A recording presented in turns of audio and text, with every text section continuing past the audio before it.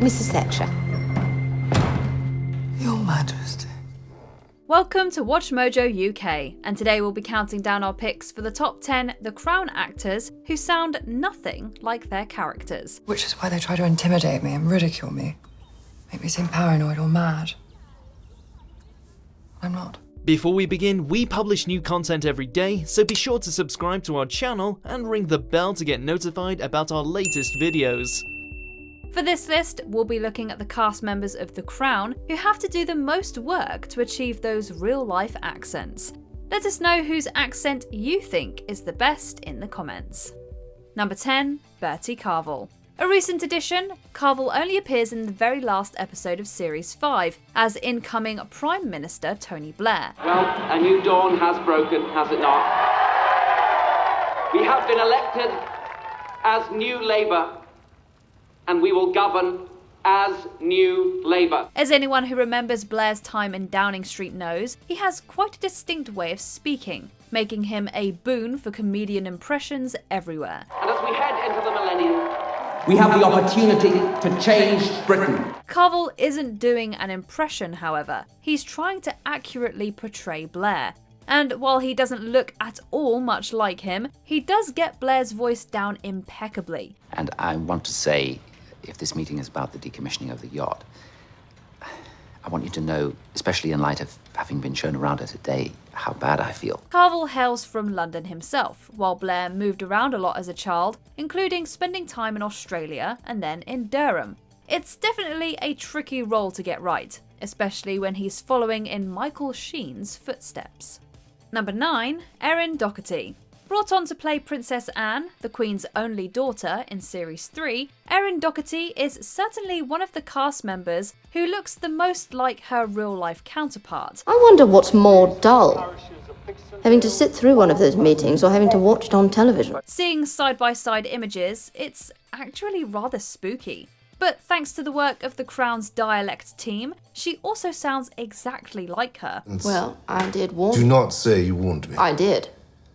It was always a daft idea. It was always going to backfire. In reality, Doherty doesn't speak in the clipped, uptight RP of the Princess Royal, as she grew up in Crawley in West Sussex. So she does have a southern accent, but certainly not an upper-class one. How are the other students? Short, hairy and angry. What? Isn't that what the Celts are like? But interestingly, they've both had athletic careers, with Doherty almost becoming a professional footballer and Princess Anne competing in the Olympics in horse riding. Number 8, Matt Smith. Prince Philip is another figure subject to popular impressions, thanks to his low voice and penchant for offensive gaffes. I've told you this already. Maybe I've forgotten. Maybe you should listen a little more carefully next time. In some ways, Matt Smith, born and raised in Northampton, couldn't be further away from Philip, former Prince of Greece and Denmark, but he pulled off the role extraordinarily well. Well, our adventure is only 2 weeks old, and it's already taken us nearly 20,000 miles as we travel to far corners of the world. He was already nearly as tall as the late Duke of Edinburgh and had to dye his hair blonde to play him in his youth. Philip's accent was nailed as well, though he doesn't grumble as much as the Duke was known to in his later years. I have never abused my privileges and I don't intend to start now, but this is the royal yacht. I am on it representing the Crown, and I say turn it around and take this man home. Despite Philip constantly being derided as a foreigner, he sounds just as posh as the rest of them. Number 7, Josh O'Connor. Born in Berkshire, O'Connor spent most of his childhood in Gloucestershire, raised by working-class parents. I'm very grateful for all this. I hope you'll be able to put your feelings to one side. I gather you're a Welsh nationalist. This is strangely coincidental, as royalists will know that following his marriage to Diana, then Prince Charles decided to make Gloucestershire his base of operations.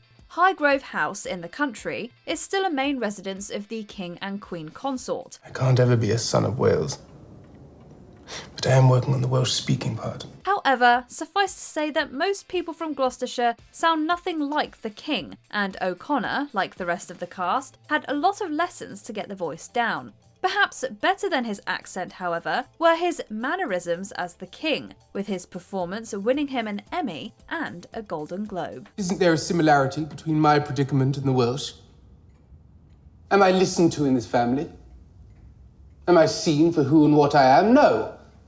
Do I have a voice? Rather too much of a voice for my liking. Number 6, Emma Corrin. And you like that one because... It's the most expensive. No. Because it reminds me of my mother's engagement ring.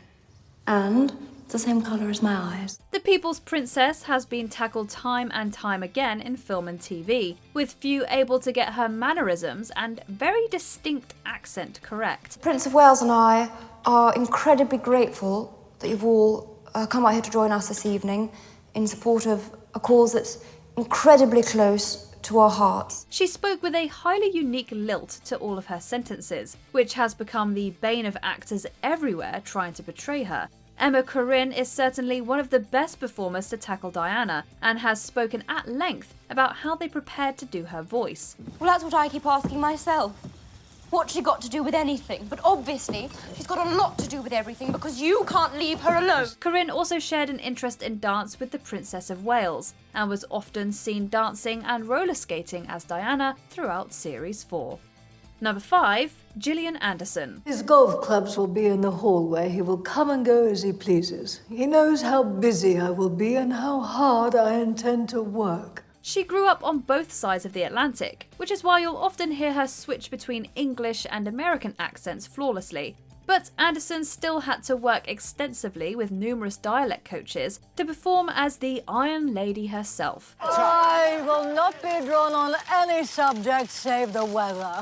It's a lovely day. Nobody else in the world sounds or has ever sounded like Margaret Thatcher, and this is thanks to her growing up in Grantham, Lincolnshire, and then trying to sound upper class to blend in with the other Tories. The way those men patronise me, lecture me, the squires and grandees. The result was strange, to say the least, but Gillian Anderson was phenomenal. She also had to wear a lot of elaborate wigs to mimic Thatcher's style, if you can call it that.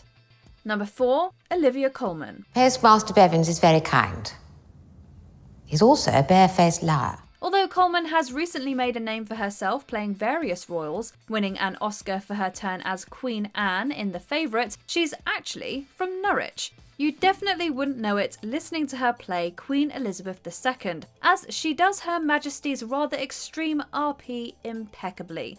In interviews, she revealed that the Crown's dialect coach is always on set, and his assistance was often employed when Colman couldn't get certain vowel sounds and accidentally sounded too working class. I'd like to think you had that sinking feeling on another occasion recently, when going to see your friends at the Bank of England. But there is something Colman got wrong: the Queen's eye colour. If we all had to thank one another every time we did anything in this family, we'd never get anywhere. Apparently, this is because she looked too weird with either CGI'd blue eyes or contacts, so the choice was made to stick with her natural brown eyes. Number 3, Elizabeth Debicki. The second and last actor to take on Diana, Princess of Wales, Elizabeth Debicki debuted in Series 5. It'll all be fine. If you ever feel sad or lonely, you can just look out of the window and give Granny a wave. Not only was she following Emma Corrin though, she also had Kristen Stewart's performance in Spencer to look at, in which she surprised everyone by doing such a good job. Debicki was also able to get Diana's voice down, which was all the more impressive considering she's Australian. Which is why they try to intimidate me and ridicule me. Make me seem paranoid or mad. I'm not. Going from Australian to upper-class English is definitely a bigger accent leap than many of the Crown's cast have had to make. Debicki was also excellent at Diana's body language. I'm worried you think I'm this huge thing. This great big glamorous celestial thing to be scared of. You are? No, I'm not. She is, however, notably taller than Diana. While the princess was surprisingly tall at 5'10", Debicki is 6'3". Number 2, John Lithgow. A mainstay in the first 2 series and the only cast member who wasn't recast for Series 3, as he appeared in one scene in the first episode, John Lithgow is one in a long line of actors who have portrayed Winston Churchill, the UK's most enduringly popular Prime Minister. Dear Winston. Your Majesty.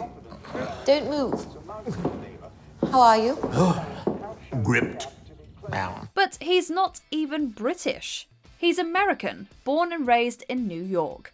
This makes it even more impressive that he was able to not only do a perfect English accent, but a perfect Churchillian one. Let us start with the unrest in Egypt, where anti-colonial passions continue to run high and where our soldiers continue to come under fire from nationalist insurgents. Churchill himself was extremely aristocratic in real life and was a member of the Spencer family, making him a cousin of the Princess of Wales. Winston, people are angry. They see us as the culprits. Culpable for what? It's fog. Fog is fog. It comes and it goes away. Number 1, Claire Foy. It has come to my attention that for a period of time last week, my Prime Minister was incapacitated. If you've only seen her in The Crown, you may be amazed to learn that Claire Foy is from the north. No, it is not my job to govern, but it is my job to ensure proper governance. She spent most of her childhood in Stockport, Manchester and Leeds, none of them places that really make you think of royalty. Because of this, Foy has spoken about the difficulty in mastering the Queen's English to play the late monarch, specifically words like house and because. We understand that in the turbulence of this anxious and active world, many of you are leading uneventful, lonely lives. Her northern accent definitely doesn't come through as much now, post-Crown, like the rest of the cast. Foy credits dialect coach William Conacher with training her to get it right. Happy Christmas. 25 years ago, my grandfather broadcast the first of these Christmas messages. Today is another landmark.